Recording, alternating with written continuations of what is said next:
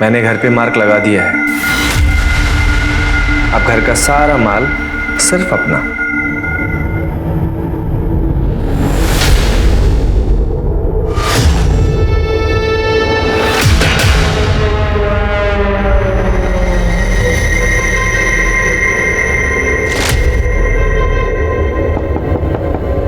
शादी मुबारक हो।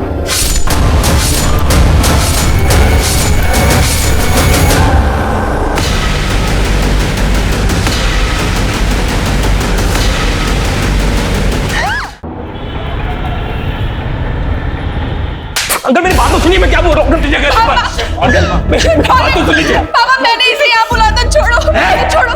अंदर लेके जा इसको। और सुन, साक्षी की शादी वहीं होगी जहाँ हम तय करेंगे। मेरे पूरे खानदान में किसी ने आज तक लव मैरिज नहीं किया, ना आगे कोई करेगा। अंकल क्या बुराई है प्यार करने में, आप मुझे ये बताइए। मैं प्यार करता हूँ साक्षी से, शादी करना चाहता हूँ, बहुत खुश रहूंगा। निकल निकल जा यहाँ से। अरेंज मैरिज करवाना चाहते हो ना, करवाओ। अरे ये सब पैतरे हैं माँ बाप के, अपनी बातें बच्चों में थोप लेगा। अरे प्यार बिना गाय की शादी। निकल यहाँ से, निकल जाओ।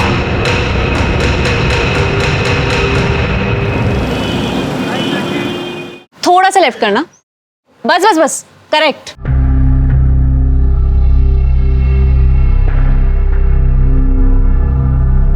निया, ये सब क्या है? मैंने कहा था ना कैफे का लोगो मत बदलना। अरे हमारे पुराने कैफे के लोगों से सब हमें जानते थे। अरे वो पहचान थी हमारी। Bro, it's time for evolution ना। पहचान तो धोती कुर्ते की भी है, पर पहनते हो क्या तुम? जिस लोग कहते कैफे कितना कूल लग रहा है। रीब्रांडिंग से हमारे कैफे प्रमोट भी तो हो रहा है ना। कैफे सिर्फ तेरे नाम से, कैफे तेरी नहीं है, समझी? इसमें मेरा हिस्सा भी तो है। सेम पेरेंट्स है हमारे। लड़कियों का कोई हिस्सा नहीं होता। शादी करो, पति के घर जाओ और वहां पे हिस्सा मांगो अपना। I will. इट्स ओके नहीं है, रिलैक्स। चल अपने कैफे की कॉफी पिला। चल ना, कम। थैंक यू सो मच यार निया, तूने बचा लिया यार। साला 1 महीने से कोई काम ही नहीं आ रहा था ग्राफिक्स का, और पापा से पैसे मांगता ना तो वो खटिया खड़ी कर देता। ओ प्लीज यार, दोस्ती में क्या thank you. Hi guys. Hey, what's up? Yes, and I have a good news for you. So wish me and save your dates. तू शादी कर रहा है? Yes. और ये प्राची कौन है? कार्ड पे किसका नाम है? तेरा। किसके साथ? तेरा और प्राची का। तो मेरी होने वाली वाइफ। तू डम रहेगा रे। अबे ये प्राची मिली कहाँ तुझे? यार हम एक मैट्रिमोनियल वेबसाइट पे हैं। Congratulations, congratulations. Congratulations से काम नहीं चलेगा क्योंकि तुम सबको शादी वाले दिन पहुंचना पड़ेगा। बेटा शादी का कार्ड तूने मुझसे नहीं बनवाया ना, इसका बदला लूंगा मैं तुझसे। भाई सॉरी यार, वो एक्चुअली प्राची की फैमिली वालों ने बनवा दी। सही है ना, पैसे बच गए अपने। अरे यार मजाक कर रहा था मैं। अब मीठा तो खिला। मेरी शादी की खुशी में तुम सब मिठाई खाओ। ऐसे लोगों की वजह से अरेंज मैरिज आज तक चलती आ रही है। जितनी जल्दी हो सके रिश्ता तय कर दो। अरे उम्र ज्यादा है तो क्या हुआ? 70 साल की उम्र में भी मर्द मर्द ही होता है, और ये तो फिर 40 के ही हैं। बात आगे बढ़ाओ। पापा आप ऐसे नहीं कर सकते। एक बात समझ ले, मेरी इज्जत से बढ़कर जिंदगी में और कुछ भी नहीं, औलाद भी नहीं। अगर मैंने तुझे पैदा किया है ना तो मार भी सकता हूँ।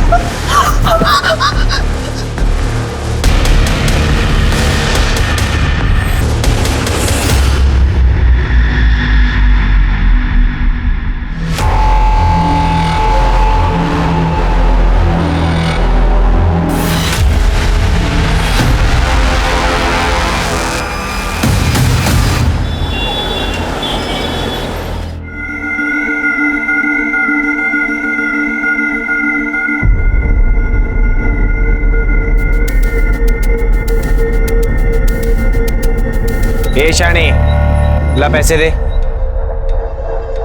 ये क्या, सिर्फ 500? 1000 रुपए निकाल चल। तूने 500 ही बोला था। 500 एक का लेती है, तुम 2 थे। चल ज्यादा ड्रामा मत कर, चल जा।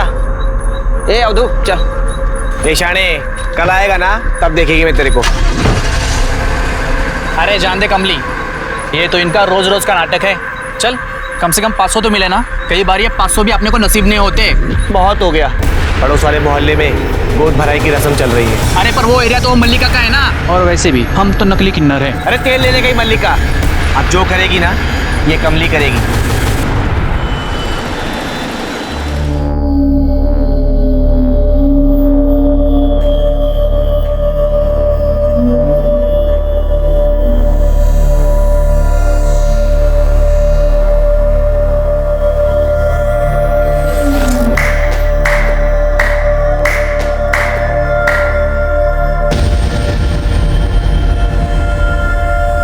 तेरी सारी बलाएं ले लूं, सदा सुहागन रहो, मुन्ना ही होगा।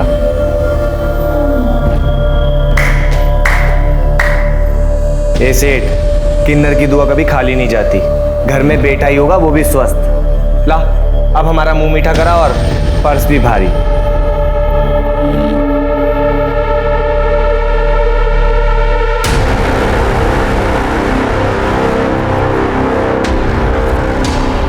देख तो संभालना, रखो और दफा हो जाओ यहाँ से। ऐसे घर में खुशियां आई है, उसमें भी कंजूसी। तुझे बोला ना ये रख और दफा हो यहाँ से। चलो 1000 रुपए तो दे, 500 रुपए बचा के करोड़पति बन जाएगा क्या? तू जाता है या मैं चप्पल निकालूं?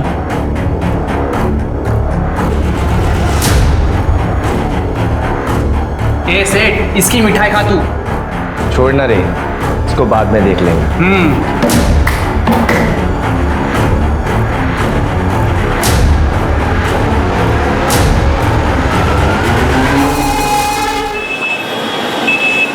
देखो पारुल, तुम एक नहीं 10 काम वाली बाई रख लो, मुझे क्या एतराज हो सकता है? आपको क्यों एतराज होगा? मैं यहाँ पे बाई ढूंढती हूँ और आप उसके 1 महीने में चलती कर देते हो। देखो पारुल, जिंदगी नर्क बना दी इस आदमी ने। 5वीं बाई भी काम छोड़ के चली गई है इनकी वजह से। क्या इनकी वजह से? तुमने देखा नहीं चोरी की थी उसने? ताई जी के पर्स में से पैसे निकाले। हाँ, कोई बाई चोरी करती है, कोई इन पे बुरी नजर डालती है। आज 500 रुपए के लिए उसकी घर की बददुआ ले ली। एक तो नौकरी छोड़ के बैठे पता नहीं क्या करते रहते हैं। खुद की बीवी तो डिवोर्स करके भाग गई है और सारा दिन घर पे पड़े रहते हैं। विशाल, मैंने तय कर लिया है, मेरा बच्चा इस माहौल में बड़ा नहीं होगा। मुझे अलग होना है। या तो तुम नया घर लो या तो इस आदमी को यहाँ से निकालो, वरना मैं चली जाऊंगी। पारुल, देखे तूने तेवर इसके? भैया इस घर में वही होगा जो पारुल चाहती है, नहीं तो आप अपना इंतजाम कर लीजिए। क्या?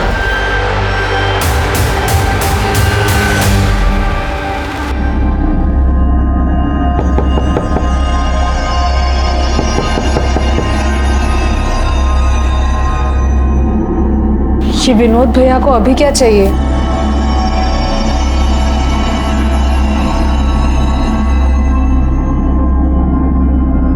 क्या भैया?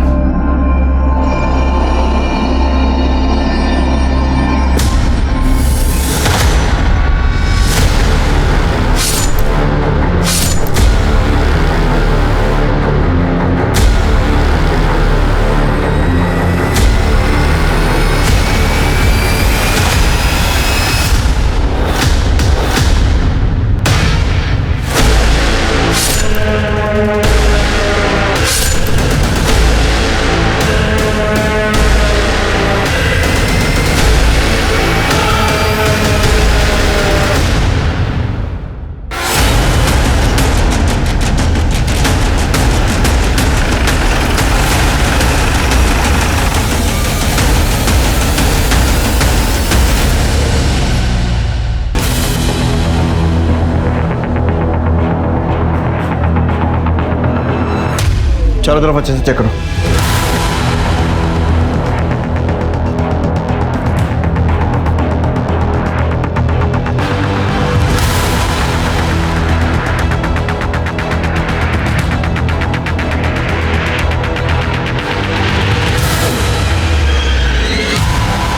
विनोद जी, आपके घर में घुसकर 2 लोगों की हत्या कर दी गई और आपको पता ही नहीं चला।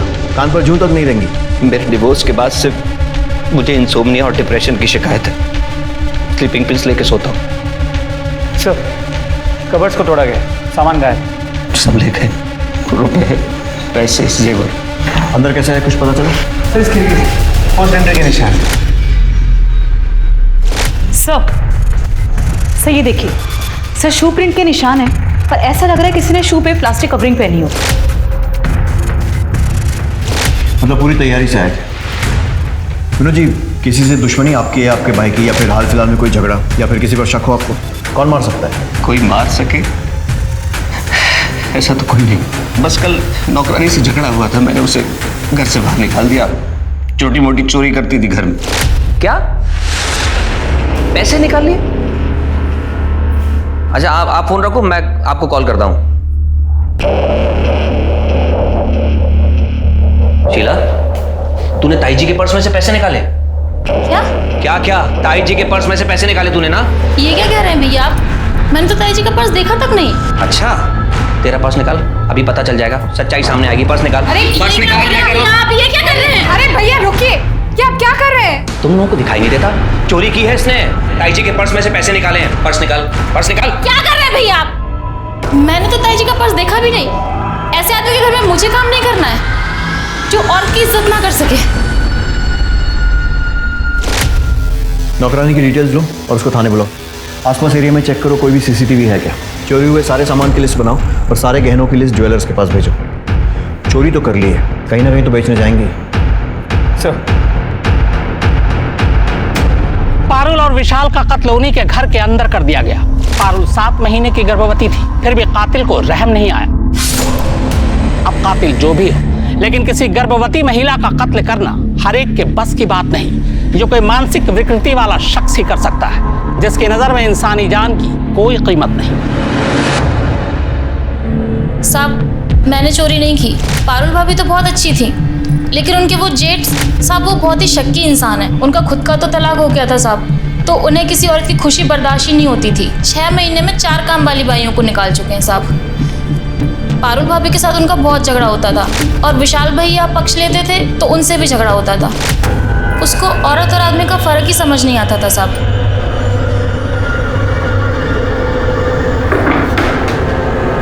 भाभी, ये भैया मुझे ऐसे घूर घूर के देखेंगे तो मैं काम कैसे करूंगी? मैं भी एक औरत हूँ। अरे वो तुझे औरत है इसलिए घूर के नहीं देखते हैं, वो बहुत शक्की इंसान है। उन्हें तो लगता है कि मैं भी विशाल के पर्स से पैसे चोरी करती हूँ, मुझे भी ऐसे ही घूर के देखते हैं। ये सही है, उसने तेरी चोरी पकड़ी तो तूने उल्टा उस पर ही इल्जाम लगा दिया। नहीं साहब, मैं 10 घर का काम करती हूँ साहब। 15-20 हज़ार रुपये कमा लेती हूँ। 500 रुपये चुरा के पूरे मोहल्ले में बदनाम हो जाऊंगी साहब। मैं बेवकूफ़ थोड़ी हूँ साहब। ठीक है, जाओ। और सुनो, बिना बताए शहर छोड़कर मत जाना। जी साहब। कहीं ऐसा तो नहीं है कि इस विनोद ने ही मर्डर किया और उसके बाद लूटपाट का एंगल दे दियो? इस विनोद पे नजर रखो। अगर इसने ये किया है तो बाकी एविडेंस से तो कोई फायदा नहीं होगा, फिंगरप्रिंट्स, मोबाइल रिकॉर्ड्स, लेकिन वो गहनों को ठिकाने लगाने की कोशिश करेगा। अगर इसी ने किया है तो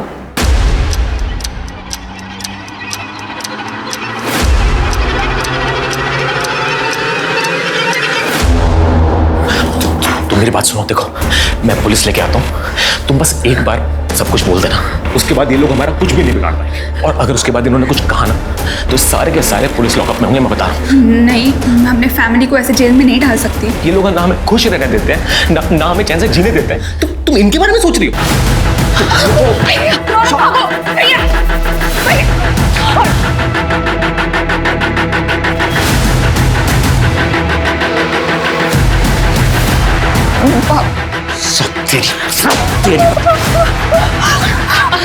क्या कर रहे? शकुन, इसे बांध के रख। नहीं पापा। आज के बाद इसे घर से निकलने मत देना।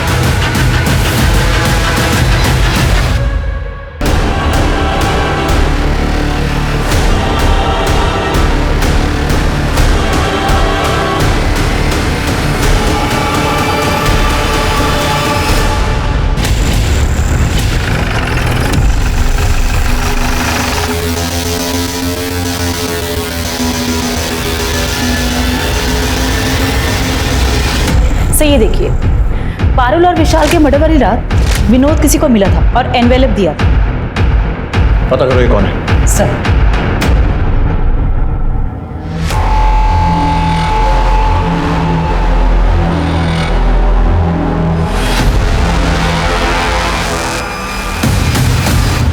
यार मुझे कुछ ना कुछ जुगाड़ करना पड़ेगा। मैं कब तक टोनी के घर में काम करूंगा? ऊपर से मेरा बाप ना मुझे चैन से काम करने देता और ना जीने देता है। प्लीज चिल यार, सारे पेरेंट्स ना एक ही जैसे होते हैं। हो प्लीज यार निया, अब तू ज्ञान मत दे मुझे ज्यादा। तू और ओम कितने लकी हो तुम्हें पता नहीं। अरे ब्रो ऐसा कुछ भी नहीं। जगन, हमारे पास ना सिर्फ ये थोड़े से पैसे ज्यादा हैं, अदरवाइज ये पेरेंट्स वाली प्रॉब्लम ना सब सेम है। तेरे घर में जैसा टॉर्चर होता है ना, वैसे सेम टू सेम मेरे घर में भी होता है। बेब्स, इसलिए तो मैंने बोला था मेरे साथ लिव इन में शिफ्ट हो जाओ, ताकि ये नितेश मेरी सारी चीजों पर कब्जा कर ले। नो वेज, यू तो नो ना पापा कितने ओल्ड फैशन्ड है, और उन्हें ये लिव इन वाला कॉन्सेप्ट कतई समझ में नहीं आने वाला। आई डोंट वांट कि नितेश मेरे खिलाफ पापा को भड़का के ना मुझे डिसोन करवा दे। I really don't want that. मैंने कुछ झूठ बोलता सर, मैंने कुछ नहीं किया सर, मैंने किसी को सुपारी नहीं दी सर। वो हमारी सोसाइटी का वॉचमैन है, उसकी माँ की तबीयत खराब हो गई थी, पैसे मांग रहा था, इसीलिए मैंने उससे पैसे दिए सर। हम उसके घर गए, घर पे ताला लगा हुआ।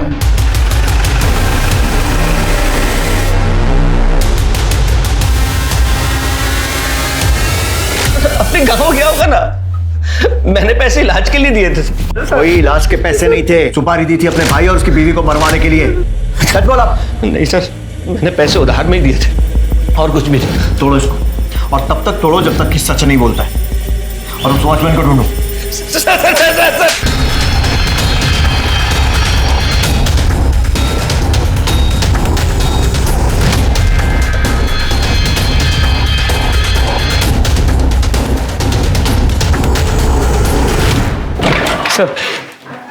सर वो वॉचमैन के घर फोन किया था, वो वहां भी नहीं है। सर ये वॉचमैन बहुत ही शातिर है, उसने विनोद के अलावा और भी कई लोगों से अपनी माँ की बीमारी के नाम पे पैसे लिए, और उसकी माँ 2 साल पहले चल बसी।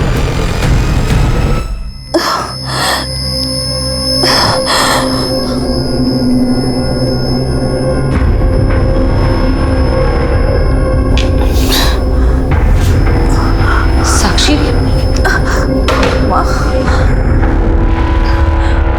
माँ ये देखो, प्लीज खोल दो मुझे।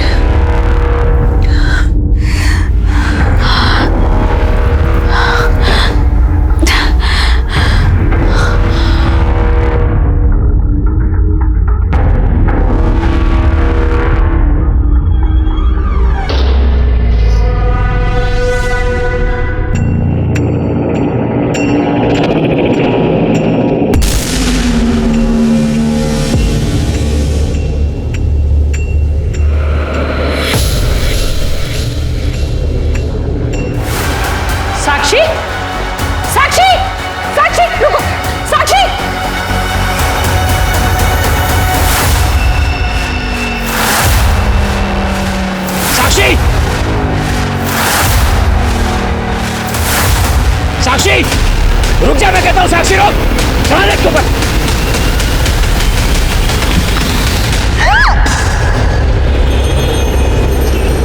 यार तुम्हारे हाथ में तो जादू है, क्या टेस्टी खाना बनाया तुमने यार।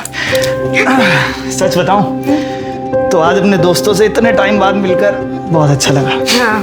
कॉलेज जैसे याद है। वो निया स्वीट है, बट वो थोड़ा नकचड़ा है। यार कुछ नहीं, इस टाइम कौन होगा?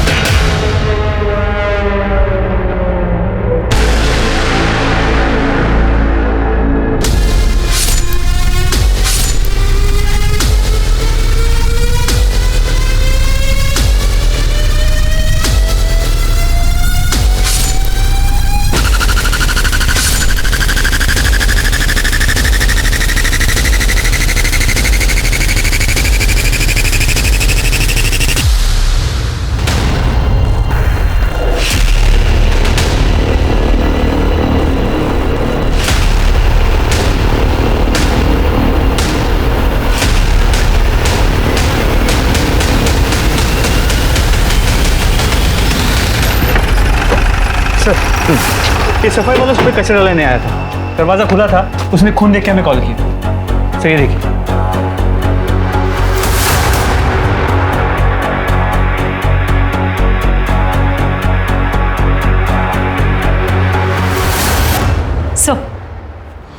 सर ये देखिए जूतों के निशान, ऐसे लग रहा है जैसे कि जूतों पर किसी ने प्लास्टिक कवर पहना। सर ये उसी तरीके के जूतों के निशान है जो कि विशाल और पारुल मर्डर केस में थे। और सर एक और बात, यहाँ भी चोरी हुई है। एक काम करो, आस पड़ोस में पूछताछ करो, आजू बाजू के एरिया में कोई भी सीसीटीवी फुटेज मिलता है चेक करो, फैमिली को बुलवाओ और चोरी हुए सामान की लिस्ट बनाओ, और ये भी पता करो कि वो वॉचमैन कहीं वापस शहर में तो नहीं आ गए? जी सर। विश्राम, ऐसे ही निशान पारुल के घर के दरवाजे पर भी था, चेक करो। जी सर। देख, हमें पता चला कि तू नौकरी छोड़ के घर पे बैठा था, घर में सिर्फ पारुल और विशाल की चलती, इसीलिए तूने उन्हें मरवा दिया। अब ये बता कि किससे और कैसे? सर मैंने किसी को नहीं मरवाया। देख, 2 और लोगों का मर्डर हुआ है। अगर सच सच बोलेगा तो तेरी सजा कम करवा सकते हैं। सर मैं हाथ जोड़ता हूँ सर, मैं आपसे पहले भी कह चुका हूँ, मैंने किसी को नहीं मरवाया। मानता हूँ मैं उनसे चढ़ता था, लेकिन थे तो वो मेरा परिवार।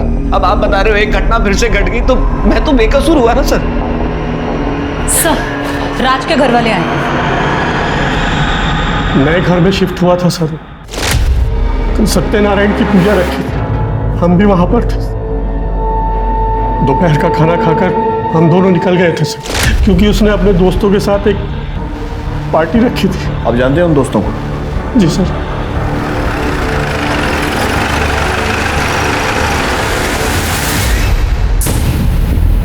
मैं, राज और टोनी एक ही कॉलेज में थे। कॉलेज के बाद राज बिजी हो गया था, लेकिन हमारे कांटेक्ट में था। सर, उसने और प्राची ने अपना 1 महीने में घर भी ले लिया था, और इनफैक्ट सर वो लोग खुश भी थे। इस बात से हम लोग प्राउड फील करते सर। सर, हम तो उन्हें विश करने गए थे। तो जब तुम लोग वहाँ विश करने गए थे तो कुछ अलग या अजीब सा देखा? No sir, not at all. बल्कि राज और प्राची तो अपने फ्यूचर की बातें डिस्कस कर रहे थे हमारे साथ। अरे यार, इतने सारे गिफ्ट लाने की क्या जरूरत थी यार? अरे कैसे नहीं लाते यार, आफ्टर ऑल तो नए घर में शिफ्ट हुआ है। अच्छा, इसी बात पे कुछ खा। वाह, म्यूजिक सिस्टम, ये तो पक्का निया की पसंद होगी। हाँ, of course, I knew it. मैं अभी प्ले करता हूँ। अच्छा राज, हाँ, do you mind if I ask कि तू सिंगल चाइल्ड है ना, तो फिर यहाँ पे अकेले घर पे क्यों शिफ्ट हुआ? वेल, हमें भी तो अपनी प्राइवेसी चाहिए ना, हम भी थोड़ा लाइफ एंजॉय करना चाहते हैं, और फिर हम बेबी भी प्लान कर रहे हैं। तो व्हाट यार, अभी तो शादी हुई है, इतनी जल्दी क्या है बच्चे की? ओ मॉडर्निटी की देवी। यार तुम लोगों का ना मुझे सीरियसली कुछ समझ में नहीं आता है। फिर छोड़ो यार, let's have some fun.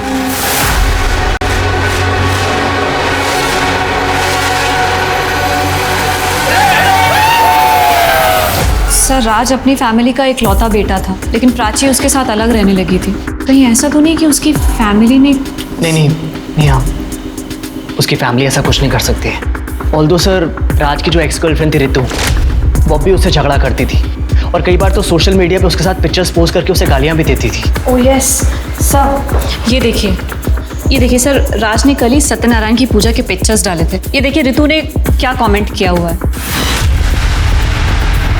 Ritu की डिटेल्स लो, पुलिस स्टेशन बोलो। सर, क्या बताया sir? I wrote it on Friendsbook और अच्छे से उसे गाली दी और पब्लिकली सोशल मीडिया पे शेम किया।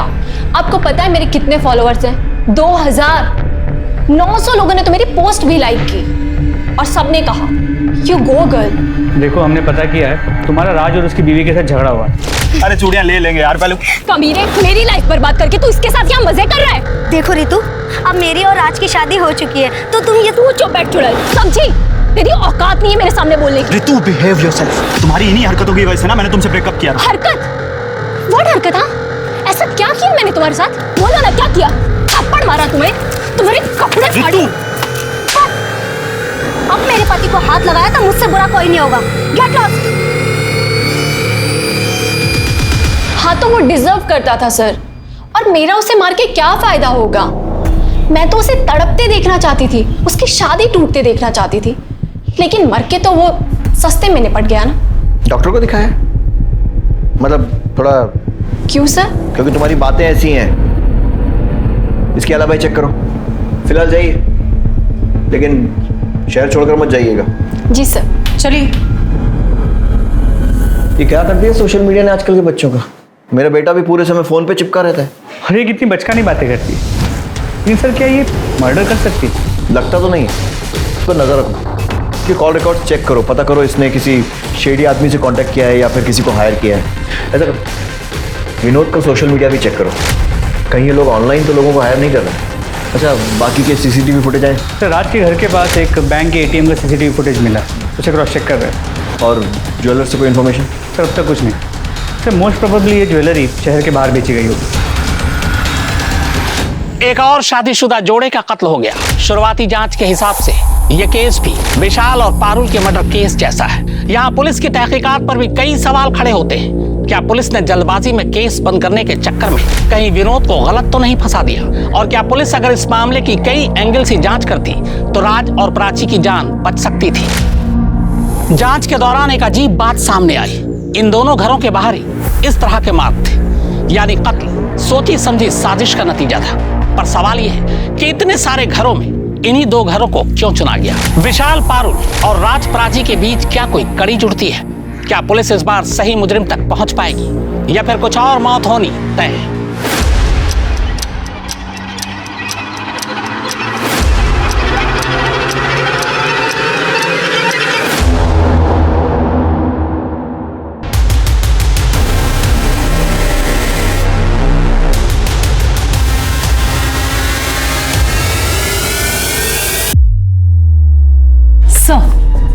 सर ये देखिए, पहली रॉबरी में कोई भी बाइक पर नहीं आया, पर दूसरी रॉबरी के वक्त राज और प्राची के घर 2 लोग बाइक पर गए थे। वो राज के घर की तरफ गए और 20-25 मिनट के बाद वहां से निकल गए। मतलब ये हो सकता है कि शायद पहली रॉबरी के बाद जो पैसा आया उससे बाइक खरीद ली हो। सर हो सकता है, क्योंकि बाइक पुरानी है और नंबर प्लेट भी नहीं। और ये देखिए सर, राज के घर किन्नरों ने मार्क छोड़ा जो कि पारुल के घर पर मिला था, और वो लोग दोनों के घरों में गए गोद भराई वाले दिन और पूजा के टाइम। मतलब ये हो सकता है कि ये लोग शादी पूजा वाले घरों में सुबह मांगने के बहाने घुसते होंगे, उसके बाद वहां पर छानबीन करते होंगे और फिर शाम को या रात को ये या फिर इनके साथी लूटपाट करते होंगे। हाँ सर, क्योंकि ऐसे वक्त पर लोगों के घरों में गहने पड़े होते हैं और जो कि बैंक में भी होते हैं वो भी निकाल लेते हैं। पता करो ये किन्नर कौन है और लेकर आओ थाने। सब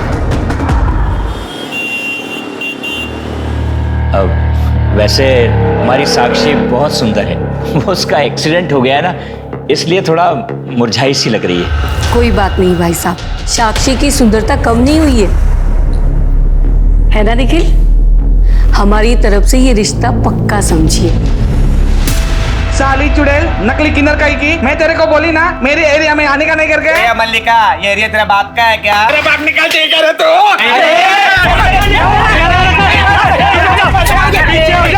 पीछे हो जाओ, पीछे हो जाओ, पीछे हो जाओ। साहब इसको अरेस्ट करो, बहुत बड़ी क्रिमिनल है। तुम्हें बड़ा पता है? और नहीं तो क्या साहब, मेरे एरिया में डाका डालेगी तो मुझे पता चलेगा ही ना। ज्यादा शातिर मत बनो। क्या हो यहाँ से? नेकलेस भी दीजिए। क्या हो यहाँ से? कमली तुमसे बात करनी है। बोलो ना साहब। तुम लोग क्या कर रहे हो? जाओ। ये दोनों मेरे साथ। साहब हम हमारी कमली को छोड़ के कहीं नहीं जाएंगे।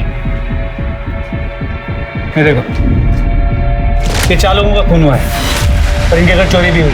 और ये देखो, इनके घर के बाहर ही तुम्हारा निशान है। इन दोनों घरों में तुम गई थी ना? साहब हम तो किन्नर लोग हैं, जिसके घर में भी त्योहार होता है ना हर जगह जाती है। और क्या है ना कि उस लड़की का गोद भराई था, इसीलिए हम लोग मार्क लगाए। साहब बाद में बहुत लफड़ा होता है, इसीलिए हम जिधर भी जाते हैं अपना मार्क लगा देते हैं। और वैसे भी साहब हम लोग तो दोपहर में गए थे। उन दोनों रात को तुम कहाँ थे? वो उधर हाईवे के बाजू में साहब, उधर कभी भी जाके देखना, रात को हम उधर ही रहती है, पूछ लो जरा। हाँ हाँ हम हाईवे के पास ही थे। 1 मिनट, इसका क्या मतलब है कि शादी में जो पैसे लगेंगे वो तेरा हिस्सा है एंड ऑल? यही होता आया है और यही हमारी रीत है। बट ये लीगली सही नहीं है पापा। मुझे आपके कुछ लाख रुपए नहीं चाहिए, मुझे बिजनेस में पार्टिसिपेट करना है। पापा बिजनेस संभालने के लिए मैं हूं ना। पर मैं भाई से बेटर हूँ पापा, आपको पता है। निया पापा प्लीज प्लीज पापा। ओके तो एक डील करते हैं ना? अच्छा हाउ अबाउट 1 महीना भाई बिजनेस संभाले और 1 महीना मैं संभालूं, फिर देखते हैं कि कौन बेटर है। प्लीज पापा, अपनी बेटी को एक मौका तो दे सकते हैं ना? अच्छा ठीक, पर पापा कैसी बातें कर रही है ये? पापा धंधे में थोड़ी ना ये सब चलता है, बस 1 महीने की तो बात है। सर पोस्टमार्टम और फोरेंसिक रिपोर्ट पारुल और विशाल के केस जैसी, धारदार चाकू से वार किया गया। घर में ना कोई डीएनए मिला है, ना किसी भी तरह के प्रिंट्स। हैं कौन ये लोग? हवा में से आते हैं और हवा में गायब हो जाते हैं। शुरू से शुरू करते हैं। पारुल के घर इन क्रिमिनल्स ने खिड़की से फोर्स एंट्री की थी, जबकि राज के घर ये लोग सामने के दरवाजे से घुसे थे। जी सर, राज के घर पे कोई फोर्स एंट्री का निशान नहीं था। मतलब ये हो सकता है कि कोई जान पहचान वाला आदमी था। तो या फिर ये भी हो सकता है कि राज के घर में किसी ने मदद मांगने के लिए नॉक किया, राज ने बिना कुछ सोचे दरवाजा खोल दिया। पॉसिबल है। और वैसे भी अगर तैयारी से आओ तो दो लोगों को मारकर लूटने में ज्यादा मुश्किल नहीं होती। राज के घर के आसपास हमें 2 सस्पेक्ट बाइक पर दिखे, लेकिन पारुल के घर के आसपास हमें कोई सस्पेक्ट नहीं दिखा, ना आते हुए ना जाते हुए। सर हो सकता है वो बाइक पर आए ना हो, इसलिए हमें मिस कर दिया हो, वो पैदल आए हों। Good point. ऐसा करो, मर्डर के 1 दिन पहले और 1 दिन बाद का सारा सीसीटीवी फुटेज फिर से चेक करो। सर चोरी के सामान बेचने की कोई इन्फॉर्मेशन? नहीं सर, अपने एरिया में कुछ नहीं मिली। मैंने फोटोज को बाकी के पुलिस स्टेशन में सर्कुलेट कर दिया, शायद किसी और शहर में बेचा गया हो। ठीक है। इस तरह की लूट और किलिंग की वारदातें शहर के अलग अलग इलाकों और घरों में हुई थी, लेकिन पुलिस की सस्पेक्ट लिस्ट में एक भी ठोस नाम सामने नहीं आ रहा था। ये किसी प्रोफेशनल क्रिमिनल्स का गैंग लग रहा था। ये लुटेरे इतने शातिर थे कि इन्होंने अपने खिलाफ कोई सबूत नहीं छोड़ा था। ये निया बहुत तेज बन रही है, इसका फेल होना बहुत जरूरी है। अगर मेरे होते हुए भी पापा ने बिजनेस निया के हाथ में दे दिया तो फिर मेरी क्या इज्जत रह जाएगी?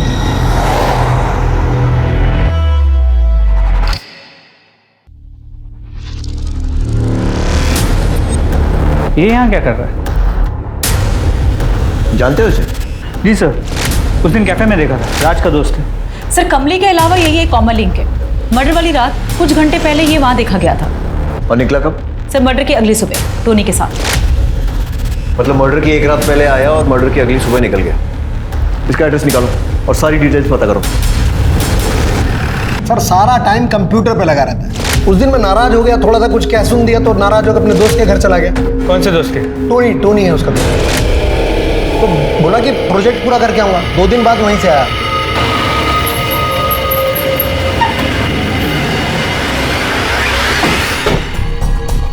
टोनी डिसोजा। जी सर। तुम जगन के दोस्त हो? हाँ सर। जगन के बाप ने कहा कि वो 30 अप्रैल की रात तुम्हारे यहाँ पे रुका था। हाँ सर, वो 2 दिन मेरे साथ रुका था। तुम क्या करते? सर मैं कॉल सेंटर में जॉब करता हूँ। क्या है सर, सुबह जल्दी चले जाता हूँ, शाम को लेट आता हूँ। जगन के आने के बाद मैं सो गया था और सुबह चले गया जल्दी, और नेक्स्ट डे उसे मैंने ड्रॉप भी कर दिया था सर। सर आपके कहने पर मैंने जगन और टोनी के क्रेडिट कार्ड्स और एक्सपेंसेस चेक किए। पिछले 1.5 महीनों में काफी लाइफस्टाइल में चेंज आ गया। उठा कर लाओ दोनों। सर मैंने कुछ नहीं किया। शुरू हो जाओ। मैंने कुछ नहीं किया है सर। और सर राज और प्राची की हाउस वार्मिंग पार्टी के बाद हम लोग ओम के फ्लैट पे चले गए थे सर, पार्टी कंटिन्यू करने की। सर मैंने चेक किया है, इन लोगों की मोबाइल लोकेशन ओम के घर की है। मैं जितना इस केस को स्टडी करता हूँ, मुझे ये मामला सीरियल किलिंग का लगता है। सीरियल किलर होता क्या है, कैसा होता है? सीरियल किलर में खून करने की तलब होती है, कत्ल करने का एक खास पैटर्न होता है। अक्सर चोरों का इंटरेस्ट होता है चोरी करना, लेकिन चोर चोरी करने के बाद चुपचाप निकल जाना पसंद करते हैं। जब तक कि कोई उनके सामने ना आ जाए तब वो उन्हें मार देते हैं। अब पुलिस को अपनी सोच बदलनी होगी। क्या ये कत्ल चोरी को छुपाने के लिए है या चोरी कत्ल को छुपाने के लिए?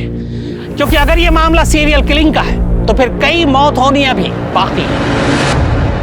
नमस्ते आंटी, साक्षी को मैं तैयार कर देती हूँ। ठीक है, पर जल्दी करना। ठीक है।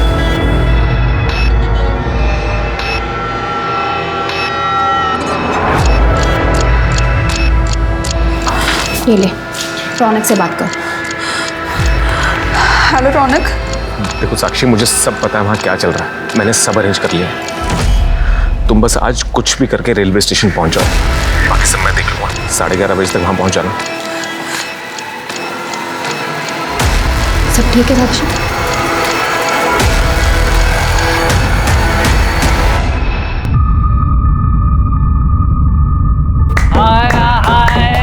बधाई हो सेठ, बधाई हो। घर में खुशियां आ रही है तेरे। चला शगुन दे। हाँ हाँ। तेरी बेटी सदा सुहागन रहे। ले। ये हुई ना बात।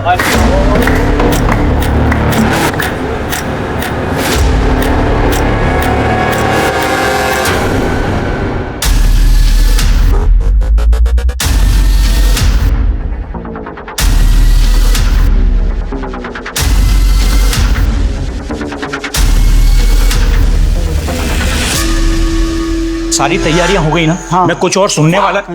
ए, कौन है वहां? पकड़ इसको, पकड़।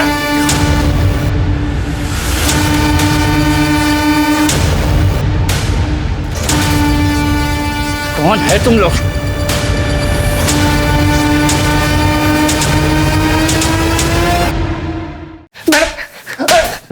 बहुत नाक में दम किया तुम लोगों ने। इतनी मर्डर्स और चोरियां? मैडम हम दोनों सच कह रही है, हमने कुछ नहीं किया।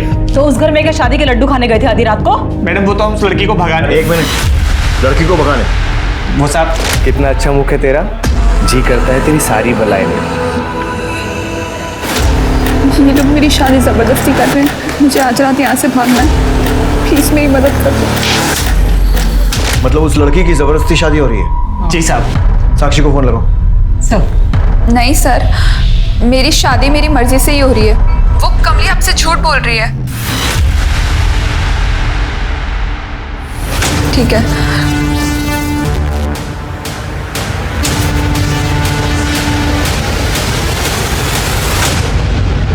इन लोगों की अच्छे से धुलाई करो, मुझे पूरा सच चाहिए। साहब हम सच करें। साहब सच करें। मिश्रा, कमली ने कन्फेस किया? नहीं सर, हमने सभी पैतरे इस्तेमाल किए, लेकिन फिर भी वो बोल रही है कि उसने कोई भी जुर्म नहीं किया। तो सर हमने सोचा कि बाकी के एविडेंस चेक करते हैं, शायद कोई लिंक मिल जाए। और सर लिंक मिल भी गया। क्या दो सर, जितने भी कपल्स की मौत हुई थी हम उनका बैकग्राउंड चेक कर रहे थे फॉर क्रॉस रेफरेंस। सबकी अरेंज मैरिज है। हमने उनके ईमेल्स और सोशल मीडिया भी चेक की। उनकी शादी एक ही मैट्रिमोनियल साइट के जरिए हुई है। मतलब ये कड़ी इन लोगों को जोड़ती है? जी सर, और ये सभी शादियां पिछले 1 महीने से 1.5 साल के बीच में हुई। मुझे इस मैट्रिमोनियल साइट से रिलेटेड सभी लोगों की लिस्ट चाहिए, उनकी सारी डिटेल्स चाहिए, और जिन जिन कपल्स की शादी इनके थ्रू हुई है उनकी भी लिस्ट उन्हें वार्न करना होगा। जी सर। Good job.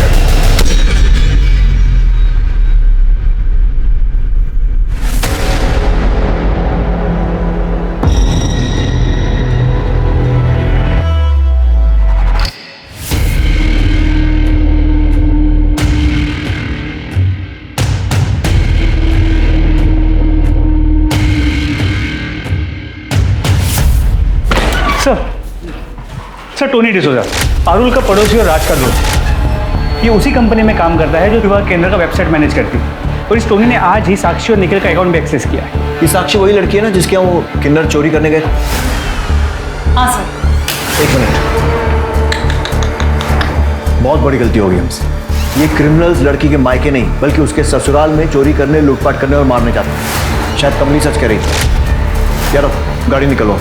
मिश्रा, फौरन उस कैफे में पहुंचो जहाँ टोनी मिलता है और उसके बाद हमको ज्वाइन करो। सर।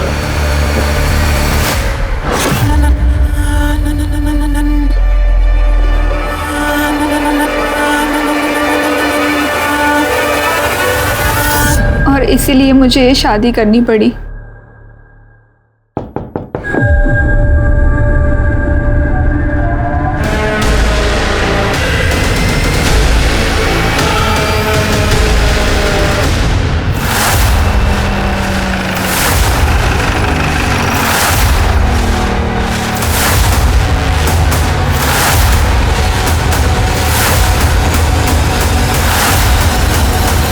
शादी मुबारक हो।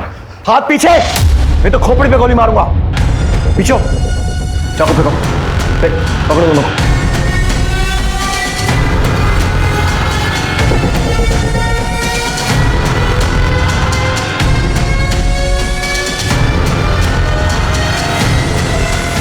बहुत परेशान किया तुम लोगों ने, बहुत स्मार्ट गेम खेला तुम लोगों ने। कोई गलती नहीं, परेशान हो गए थे हम लोग, समझ ही नहीं आ रहा था करें क्या।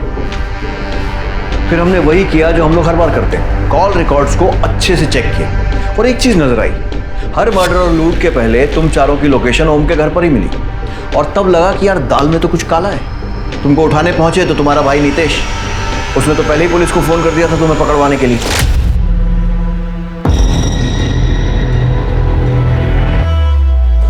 मिल गया निया को फंसाने का तरीका।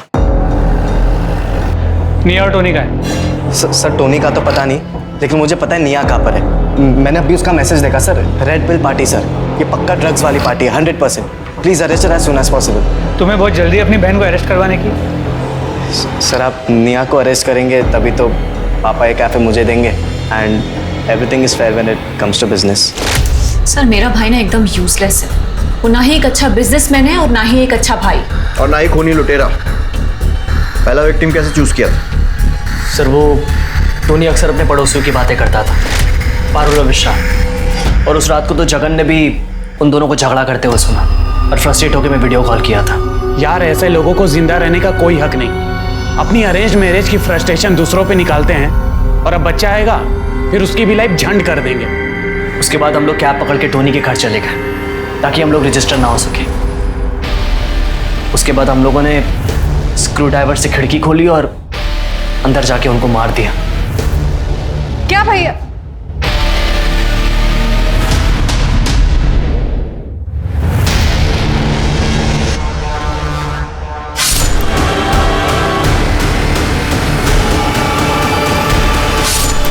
पहली बार था सर, पर क्या किक थी। एक काम करते हैं, थोड़ा सामान लूट लेते हैं, लूट का मामला लगेगा और टोनी और जगन का मुंह बंद रखने के लिए भी काफी होगा। Smart girl.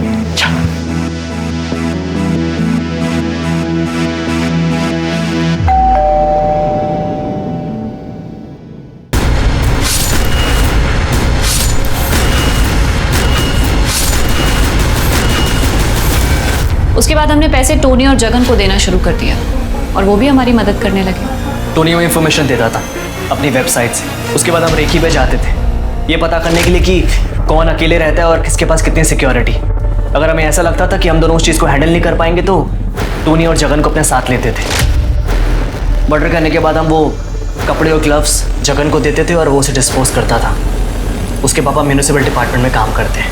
हमें मज़ा आने लगा और टोनी और जगन की पैसे की प्रॉब्लम सॉल्व होने लगी थी। So basically a win win situation for us. और जिन बेचारों को मारा उनकी फैमिली के लॉस का क्या, उसके बारे में सोचा कभी? अब ये बताओ उन बेचारों को क्यों मारा? तुम्हें तो पैसों की कमी भी नहीं थी ना? सर ये मेरा प्लान था, मुझे शादी नहीं करनी थी लेकिन जबरदस्ती मेरे पेरेंट्स ने मेरी अरेंज मैरिज करवा दी थी और शादी के अगले दिन ही लड़की अपने आशिक के साथ भाग गई थी। उसके बाद से मुझे नफरत हो गई थी अरेंज मैरिज से, खास करके उन लोगों से जो रिलेशनशिप में होने के बाद अपने पेरेंट्स के प्रेशर में आके अरेंज मैरिज करते।